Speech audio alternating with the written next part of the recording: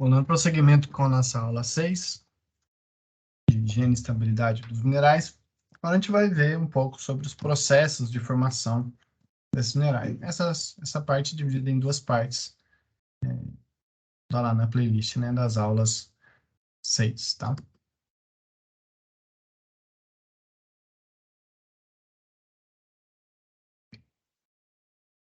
Bom, então, os minerais, eles são formados através de processos geológicos, né? E quais seriam esses processos? Os principais, os mais importantes, e aqui de forma genérica, tá? Esses processos podem ser divididos em cristalização a partir de um magma, tá? Então, eu tenho um magma, uma rocha fundida, né?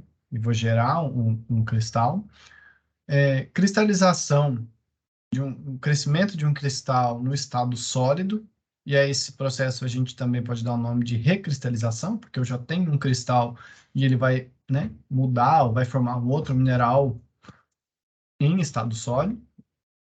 Pode ser o mesmo mineral também, tá? Eu já tenho uma estrutura e ele pode ser recristalizado.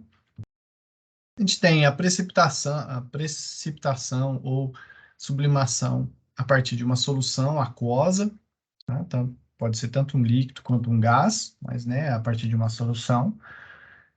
E é o que a gente chama de alteração supérgina, né? Que é a alteração de minerais já pré-existentes em condições de superfície, através de processos de lixiviação, hidratação e oxidação de minerais já existentes. Tá?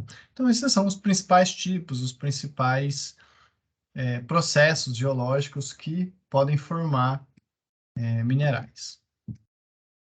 Bom, né, a partir desses tipos de formação, a gente classifica as rochas em três grandes grupos, né, em três grandes tipos de rocha, que são as rochas ígneas, que são formadas a partir da fusão, a partir da cristalização de um magma, né, e o magma, ele é uma rocha fundida, uma porção de rocha, geralmente do manto litosférico ou da crosta, né, da base da crosta, ou mais por meio da crosta, essa rocha ela é fundida, vai gerar um magma, e esse magma vai gerar uma rocha, né? Vai cristalizar minerais e vai formar uma rocha. A gente tem rochas a partir que a gente chama de sedimentar, né? Que são formadas a partir do intemperismo, erosão, deposição e litificação de sedimentos, ou seja, de partículas que foram transportadas e depositadas em algum lugar. E essas partículas, elas podem ser tanto física, né? Ou seja, eu tenho pedacinhos mesmo, que a gente chama de clastos, ou de forma química, na forma de íons dissolvidos na água, principalmente, que vai se depositar em algum lugar. Tá? E as rochas metamórficas, que são geradas a partir da mudança, tá, de pressão e temperatura de uma rocha já existente. E aí, essa rocha vai se adequar, né? Os minerais dessa rocha vão adquirir novas condições de estabilidade e vão se transformar, né? Vão se metamorfosear em outros, em outros, em outros minerais. Bom, então esse é o processo, né, de o que a gente chama de ciclo das rochas, tá? Tem um videozinho aqui, esse videozinho bonitinho, né? Então a gente tem a geração de magma, esse magma vai acender, vai formar rochas, né, rochas ígneas, que vão sofrer processos de alteração, intemperismo, erosão, transporte, deposição, uma bacia sedimentar, vão se compactar, formar rochas sedimentares, que podem ser carregadas, né, e com o aumento da sedimentação, elas vão sofrer um aumento de pressão, né? Se a gente tem essas rochas depositadas em bordas de placas tectônicas, né? Eu tenho também uma pressão que vai aumentar aqui com a movimentação dessas placas, né? Vou transformar essa rocha em rocha metamórfica, que pode acender de novo, também participar de novos ciclos, ou elas podem se fundir, né?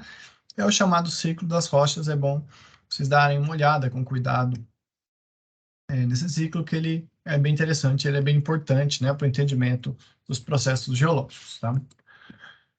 Bom, o ciclo das rochas, ele está atrelado a dois grandes ciclos, né?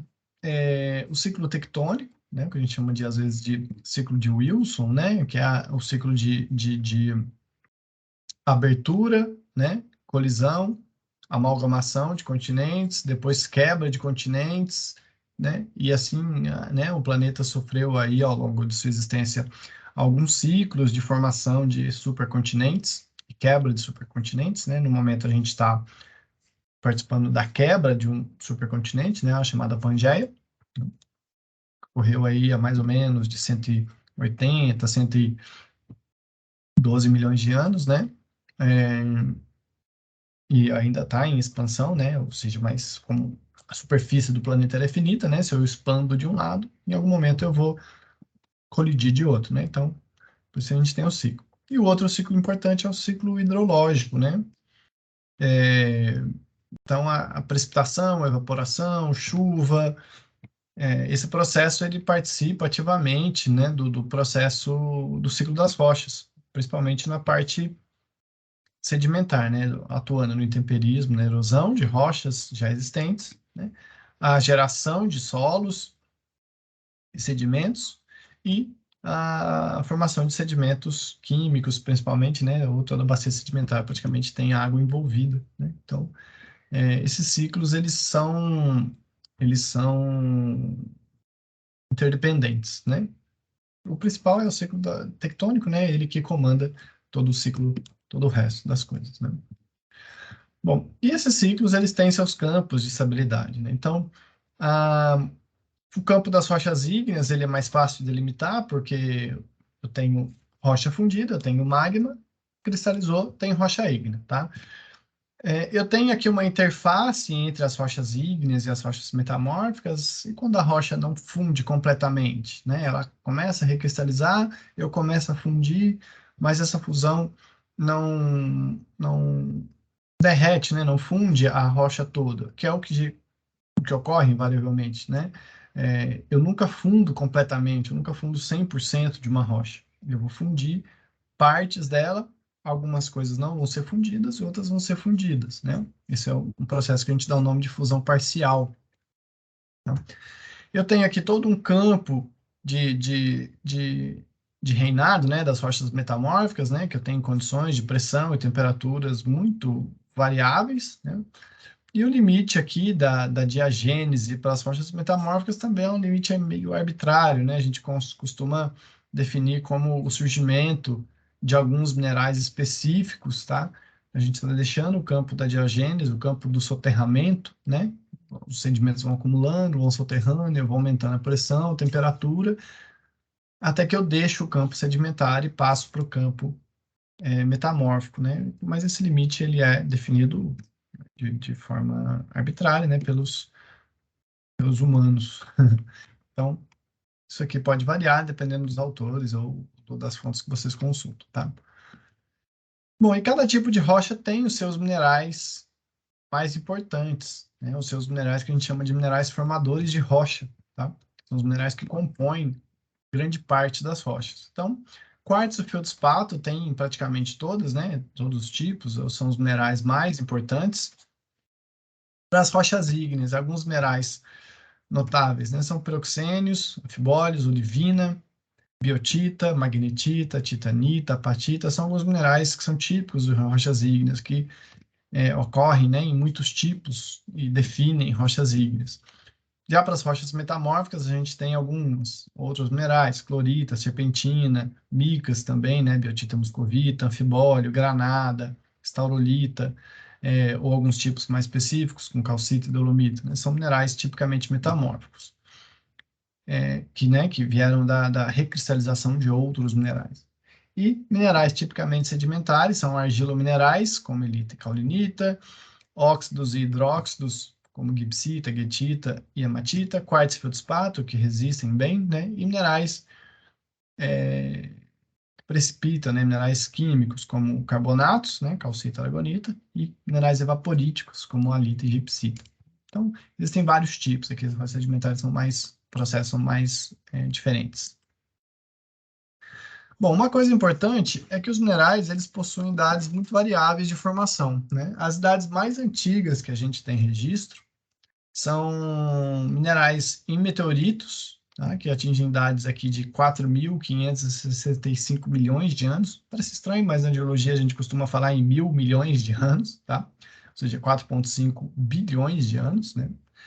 A gente fala assim por facilidade de ordem de grandeza, né? Quando a gente normaliza tudo em milhões de anos, então a gente tem desde 1, 2, 3 milhões de anos a 4.000, 3.000 milhões de anos, para manter a mesma unidade, vamos dizer assim.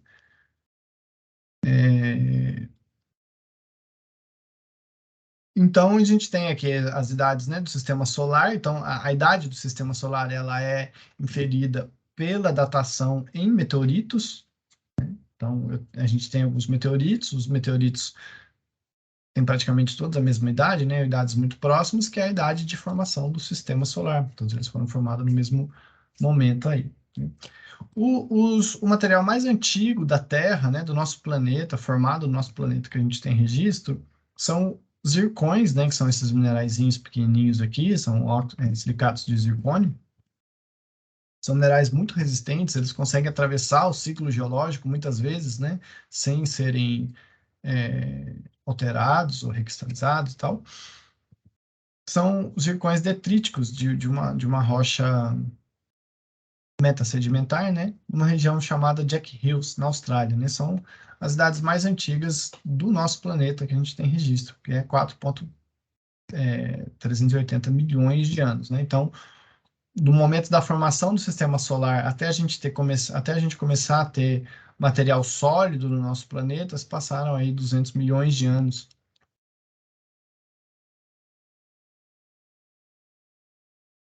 Antes disso, muito provavelmente teve material sólido, né, mas a taxa de reciclagem, né, por conta do planeta estar ainda superaquecido, era muito alta.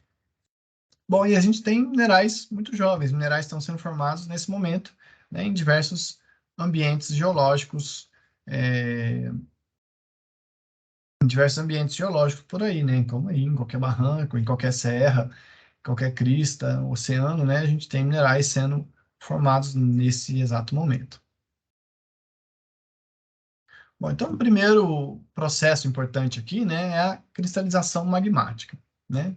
Minerais formados a partir da cristalização de um magma, tá? Então, magmas são como se fossem soluções, né, de alta temperatura, né? O magma é formado por porções líquida de rocha fundida, de porção sólida por cristalzinhos e pequenos cristais já formados, e uma parte gasosa dissolvida na parte líquida, né? Essa parte gasosa formada principalmente por gases de carbono, enxofre e água. Tá?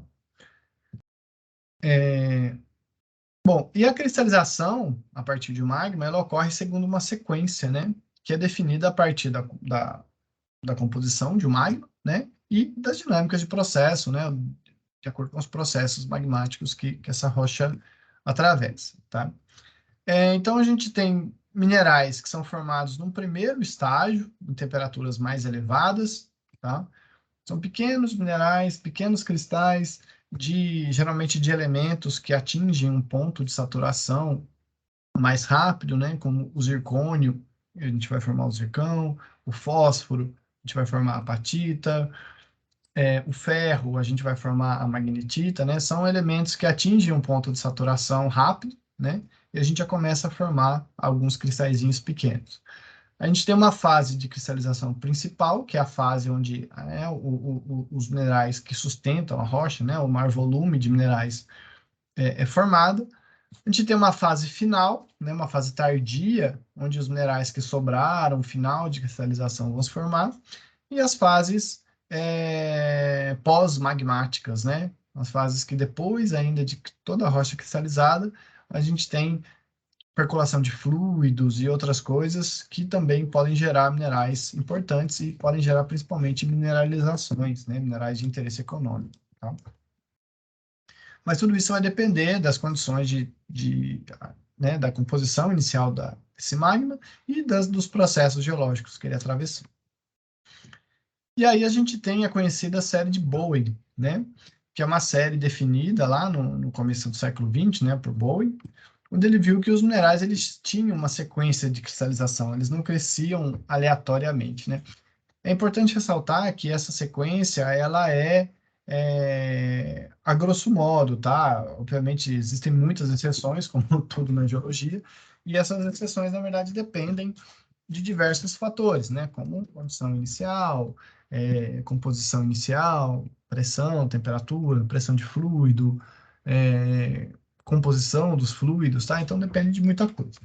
Mas quando a gente tem rochas, né, muito ricas em ferro, em magnésio e cálcio, então a gente forma uma rocha com olivina e plagioclásio cálcico, tá? Então, encarem a série de Bowen como se fosse fatias de composição, tá? Então, se eu pego uma composição que a gente chama de ultramáfica, né, uma composição de rocha, na verdade, quando a gente fala esses termos aqui, máfico, félsico, a gente está falando em termos de abundância de minerais, tá? Então, rochas máficas são ricas em minerais ferro-magnesianos. Então, a gente tem rochas com mais de 90% de minerais ferro-magnesianos. Então, a gente tem aqui uma sequência que a gente chama de discontínua, né? Que são minerais diferentes. Então, olivina, piroxênio, anfibólio, biotita. E aqui a gente está diminuindo o teor de ferro magnésio e aumentando o teor de sílica, quando a gente passa de um mineral para outro, tá? De olivina, piroxênio, anfibólio e biotita.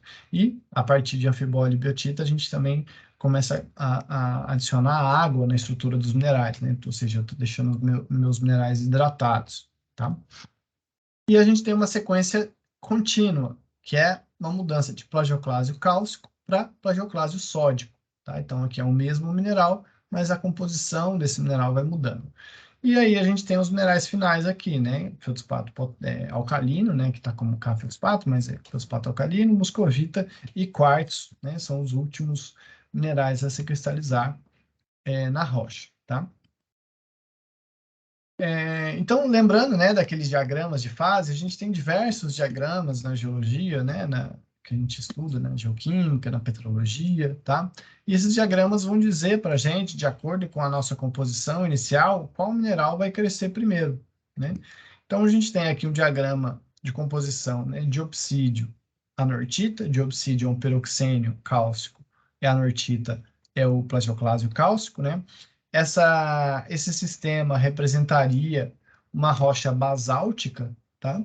Uma rocha que é a rocha predominante da crosta oceânica, uma rocha formada por piroxênio e anfibólio, desculpa, por piroxênio e plagioclásio, tá? Basalto. Então, se a gente tem uma composição mais rica, né, no membro diopsídeo, ou seja, mais rica em ferro e magnésio, o diopsídio vai cristalizar primeiro, e depois eu vou cristalizar o plagioclásio. Se eu tenho uma rocha mais cálcica, né, com um pouco mais de alumínio, a gente vai ter uma composição mais próxima do plagioclásio. Então, eu vou formar primeiro o plagioclásio e depois eu vou formar o diopsídio, né? Então, a ordem de cristalização, ela depende um pouco da composição, né? Um pouco não, depende inteiramente da composição. E a gente interpreta aqui, né? Pensando no diagrama, eu tenho uma composição inicial aqui, próxima aqui a 18% de anortita, por exemplo. A minha temperatura vai descendo, quando eu tocar nessa linha, né, eu vou formar o meu primeiro sólido, que está aqui. Vou descer a cristalização, né, formando só piroxênio, piroxênio, piroxênio. E quando eu chegar no meu ponto eutético, a gente vai ter a formação de plagioclásio, né? Então a gente vai ter uma rocha com um desenho assim, né? E uma textura desse tipo aqui, onde a gente tem cristais grandes de piroxênio, né? E um plagioclásio que a gente chama de intersticial, né? Ocupando os interstícios, ocupando os espaços que sobraram para ele. Aqui exemplos, né, de rochas ígneas típicas, né? Então, um nefelina cianito, um granito, né? São rochas onde a gente vê cristais grandes, o que a gente chama de uma estrutura maciça, ou seja, uma estrutura sem orientação preferencial, tá? Então, maciço para a gente é uma estrutura que não tem orientação, né? O maciço é o oposto de orientado, tá? E aqui a gente vê vários cristais, né, tabulares de feldspato, né, nefelina intersticial, aqui nesse caso aqui, formando aqui, preenchendo os espaçozinhos pequenos, né? Deixado para ela, a biotita, e provavelmente piroxênio, né? Esse preto aqui, também preenchendo os espaços finais, né? E aqui uma rocha, né? Onde a gente não tem cristais muito bem formados, no máximo aqui alguns cristais de feldspato que podem ter uma forma mais tabular, aqui assim, né? Mas o plagioclásio, que é esse branco, o quartzo e a biotita preenchem todo o resto da rocha, né? De maneira mais, o que a gente chama, né? Que daí esses minerais, eles teriam um hábito xenomórfico, né? Um hábito sem forma, definido. Bom, então, as rochas ígneas, mais tranquilo aqui, elas vão ter as suas dificuldades nas composições, mas aí isso vai variar, né? De acordo com a composição inicial, os minerais que vão se formar. Um outro tipo importante de formação de cristal é o crescimento no estado sólido, né, a recristalização. Então, que é o processo de formação das rochas metamórficas. Então, as rochas metamórficas, elas são formadas a partir de reação, né, através de reação, que vão ocorrendo com a mudança das condições de estabilidade que os minerais vão atravessando. Né? E essa mudança, né, ela vai se dar no rearranjo da estrutura dos minerais e na difusão, ou seja, no movimento de elementos específicos através da estrutura dos minerais já formados, né? Uma coisa que é muito importante aqui, né, é que essa rocha, né, para a gente ter a definição de rocha metamórfica, essa rocha não chega a fundir, tá? A gente faz todo o processo, todas as reações em estado sólido e ela mantém a sua coesão também de rocha, né? Uma coisa importante, legal das rochas metamórficas, né, é que a gente conhecendo as condições de pressão e temperatura, a gente pode prever quais minerais que a gente tem naquela rocha. E o contrário também, né? Eu conhecendo quais são os minerais que eu tenho na minha rocha, eu posso, né, estimar as condições de pressão e temperatura em que aquela rocha foi formada. Então, aqui, se eu pego uma rocha como essa aqui, um granada xisto, né? Então, tem essa parte cinza aqui, formada principalmente por mica e quartzo, e esses cristais grandes de granada aqui, né, são formados através de difusão. Então, eu tenho elementos químicos que estão dispersos na rocha, e a partir que eu tenho um núcleo que foi formado de um cristal, né, da granada aqui, por exemplo, que atingiu o seu ponto, né, de estabilidade e um ponto propício para formar a granada aqui, esse núcleo ele vai atraindo, como se fosse, né, elementos para sua formação. Então, os elementos eles vão sofrendo difusão através da estrutura e dos espaços deixados, né, por outros minerais e vão crescendo e vão desenvolvendo esse cristal que está sendo formado, tá? Essa difusão ela pode se dar, né? O elemento ele pode caminhar através de vacâncias, espaços na estrutura. Quando são elementos pequenos, eles podem caminhar através, né, dos outros elementos, ou a gente pode ter a trocância, pode ter a troca, né, de posição de elemento para elemento, então vai fazer uma dança da cadeira ali, vai trocando, trocando, trocando até chegar no ponto, né, ou aqui para incorporar, constituir esse mineral. Tá? Uma coisa importante, né, que das rochas metamórficas são as reações, né? São reações mesmo, reações químicas que ocorrem, tá? E uma assembleia mineral que é formada, né, ela é quimicamente equivalente a outra assembleia, né, se a gente manter o sistema fechado, se a gente não tiver entrada e saída de elementos, né, do sistema. Então, se eu pego uma rocha que tem quartzo e muscovita, né, ela pode formar ortoclásio, silimanita e liberar água, né? Reparem que eu tenho aqui o OH, né, na muscovita, esses outros dois minerais são anidros, né? Então essa água vai ser liberada da estrutura desses minerais, tá? E se eu fizer aqui o balanço, né?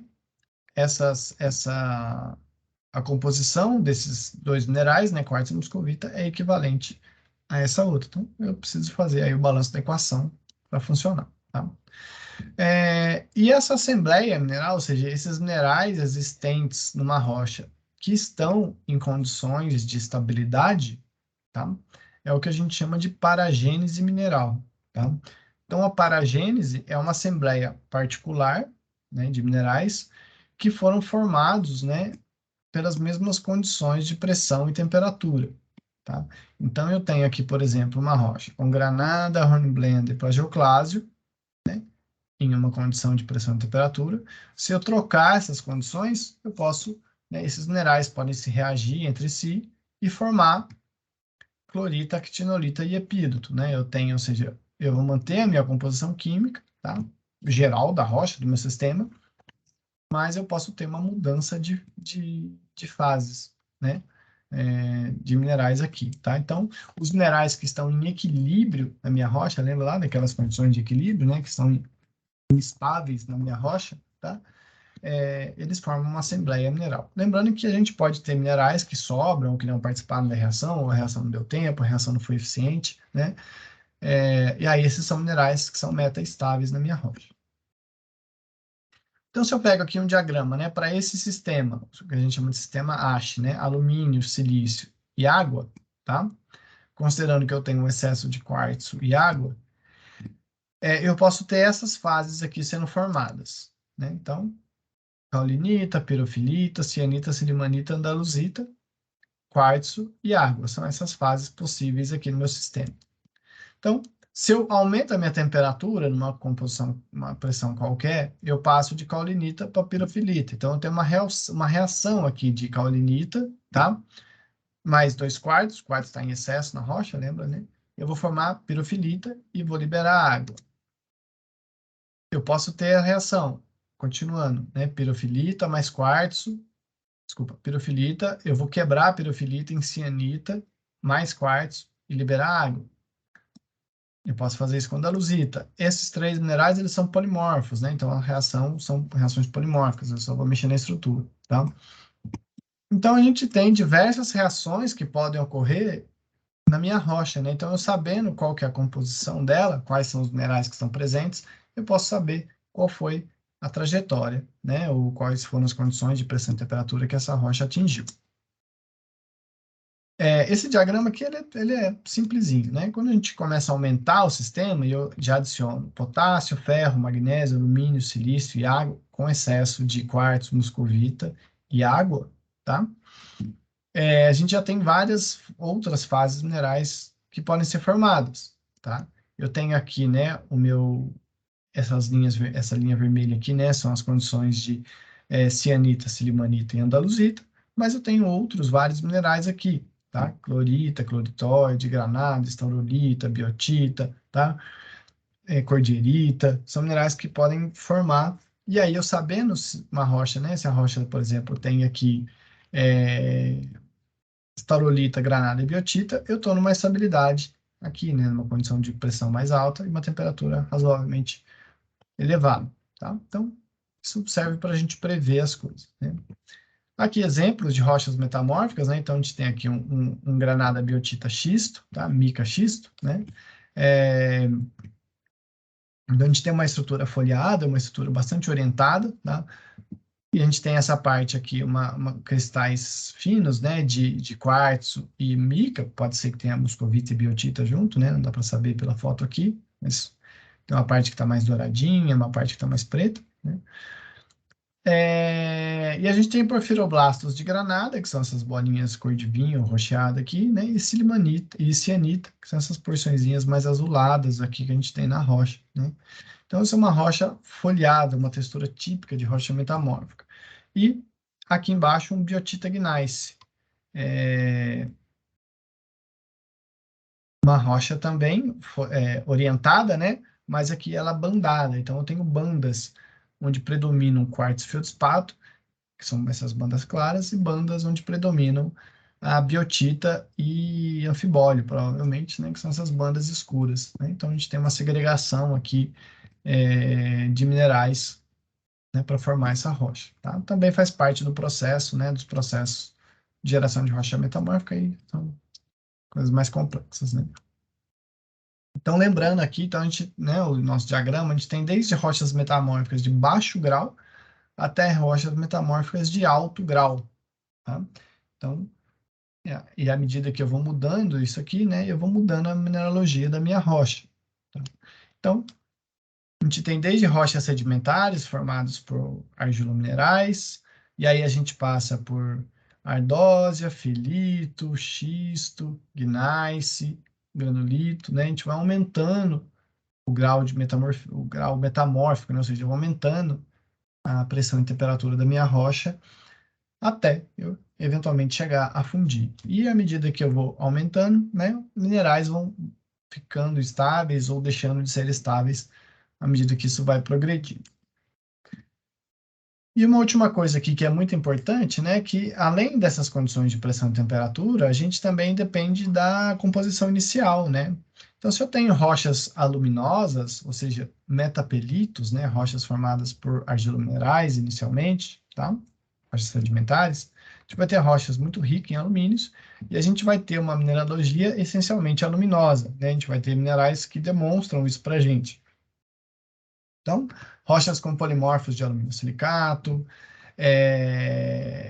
estaurolita, cloritóide, cordierita, almandina, né? São minerais que dizem para a gente que a gente tem uma rocha rica em alumínio. Por outro lado, a gente pode ter rochas magnesianas, né? Rochas geralmente formadas pelo metamorfismo de rochas basálticas, tá? Ou rochas máficas, rochas ígneas máficas, rochas ígneas ultramáficas, né? Rochas ricas em ferro e magnésio.